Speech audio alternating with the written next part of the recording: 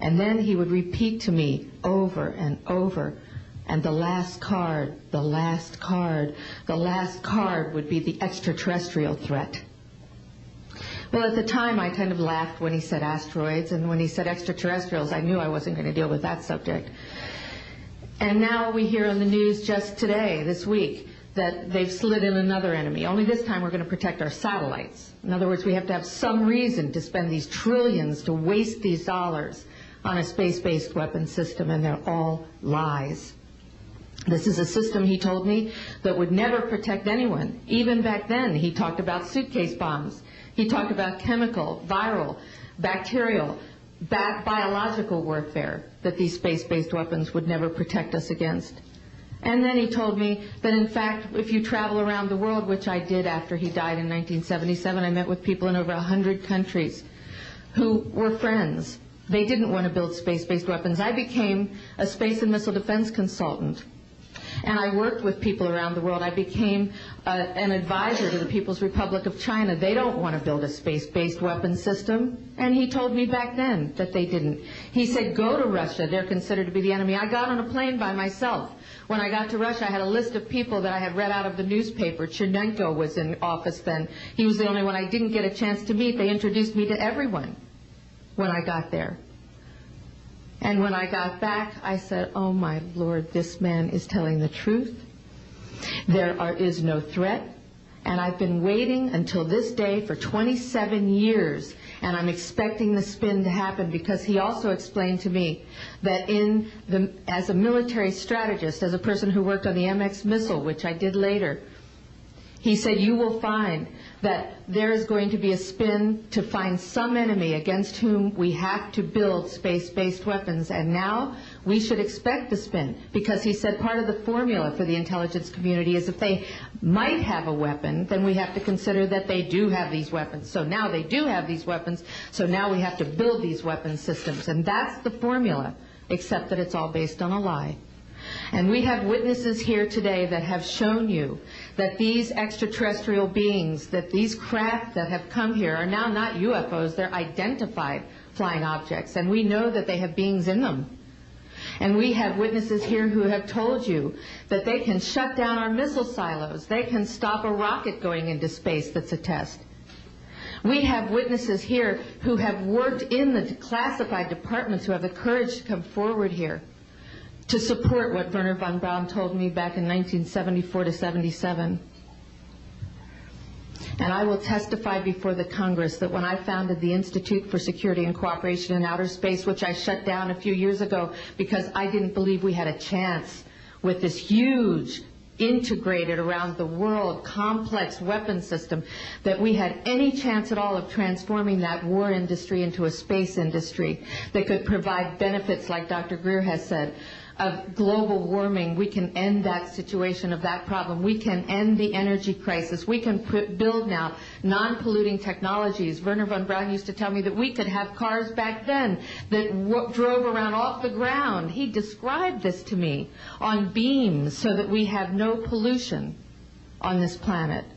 And we can solve the problems of the people that are urgent and potential, and the other animals and the other cultures on Earth and in space. And we can end the arms race without dislocating the industry jobs, without disrupting the economy, by transforming, Wernher von Braun told me, the war industry into a global cooperative space industry that will provide, he said, finally, more jobs and profits on this planet than during any hot or cold wartime, more products and services that can be applied directly to solving the problems of this planet. And we can have a whole planet now that lives in peace on Earth, with all the cultures on Earth and with all the extraterrestrial cultures in space. And these are words that Wernher von Braun told me in 1974, and I will testify before the Congress under oath about everything I have said and more. Thank you.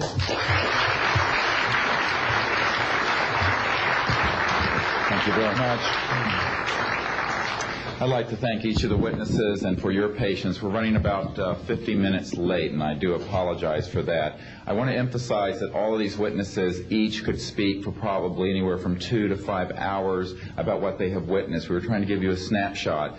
We have another 400 of these witnesses. I have carried this burden for 8 years. I'm now giving it to you, the American people and the people of the world, to take it forward. What I'd like to do now is open the audience for questions from the media. You may address them to me or to an individual witness as you deem appropriate. Yes, ma'am. Yes, Maribel Gonzalez with Reforma, Mexican newspaper. I have 3 questions. One is, Yes, I wanted to know if there are laws in this country that in some way allowed this kind of secrecy or not. And then I wanted to know if there's a need to change any kind of law. And the next one I wanted to ask you, if you may, is who is profiting from this secrecy that maintains in secret the solution to the energy crisis? I mean, well, let me get to those, okay, quickly, because we are short on time. First of all, I think initially there was an appropriate national security apparatus in place in the 40s during the Truman and also Eisenhower years. By the late Eisenhower years, we have a testimony from Brigadier General Stephen Lubkin, still a practicing attorney, that by the late Eisenhower years that he had lost control of these projects primarily because of the compartmentalization into the military-industrial complex. Operative word industrial. There are corporations such as SAIC, Lockheed Martin, Northrop, and others that deal specifically with this issue, with advanced energy and propulsion systems connected to UFOs. And I think that what has happened, from the best we can tell, from insiders that have briefed me for now about 8 years, is that we have lost control of these projects from a constitutional law perspective because the infrastructure within military intelligence and corporate channels is so well funded and so complex and labyrinthine that there are compartments within compartments within compartments, and people who are in the Congress who make inquiries, and in fact President Clinton, when he made inquiries, were simply denied access, as you heard earlier that President Carter was denied access. On your other question, I would say that in terms of profiting from the status quo, big oil. There are certain geopolitical and financial infrastructures that would not welcome a definitive replacement to the fossil fuels. I will tell you, and we can prove this with other scientists who are ready to come forward, that we already have a complete replacement for any fossil fuels or ionizing nuclear power plants. We don't need them. We haven't needed them. Probably have not needed them since the time I was born. Now, of course, this is a major issue. You're talking a multi-trillion-dollar global infrastructure change. And so this does hit the alarm bells at the National Security Council economics area. However, what is more serious to the national security? Keeping the status quo or letting ourselves go into a global ecosystem collapse and running out of fossil fuels and having massive rolling blackouts, not just in California, but globally. We have got to do something about this, and soon, and that's why we are advocating open hearings in the Congress. Other media, please. Yes, sir. I just want to know if anybody at the UN is looking into this. I personally met with Boutros Ghali's wife, Aliyah Ghali, who said that her husband was quite concerned about this. This was in the 1990s. Since then, we know that there have been other people at the UN who've made inquiries. The problem is the UN has no mandate to deal with this. It needs to be given a mandate from its constituent member nations. And I think that the public and the member nations need to ask that the United Nations get involved with this. This is an international peace issue and an international security issue, and it should be taken up by the UN Security Council, and of course we are recommending that as well. Yes, sir.